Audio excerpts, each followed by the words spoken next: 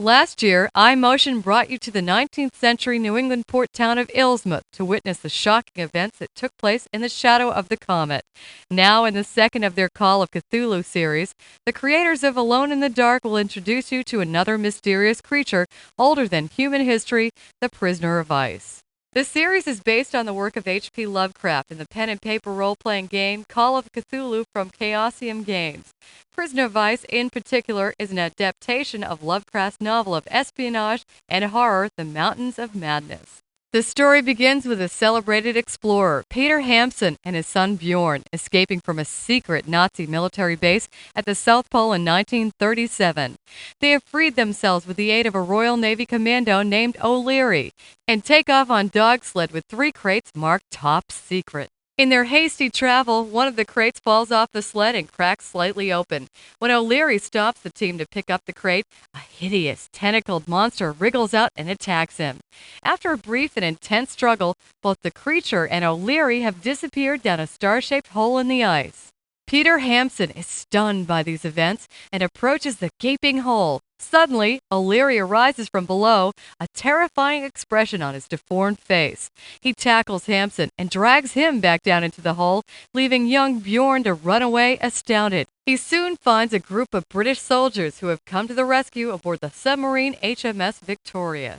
The submarine leaves the South Pole, carrying Bjorn in a state of profound shock and the other 2 top-secret crates. On board, an American ONI agent named Bruce Ryan has been witness to these bizarre events and plans to follow the story wherever it may lead. The tale is certainly a far-ranging one. The story will lead Ryan to the Falkland Islands, Buenos Aires, to Huánuco, and back to Ilsmouth, the location of Shadow of the Comet. Fascinatingly, the story is based on real-life events. In 1935, the Nazis really did create a secret division of scientists assigned to study certain occult acts and magic practices very closely. Prisoner of Ice will feature several improvements over Shadow of the Comet. For one thing, the backgrounds were designed by French comic book artist Joel Mouclier, who also lent his talent to Alone in the Dark 3. Also, the characters and menu are controlled by a new mouse interface, improving on the occasionally awkward movement techniques in Shadow.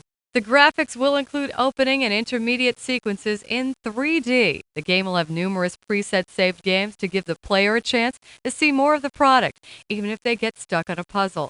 And there will be certainly a lot to see with 1,500 animations and more than 150 settings.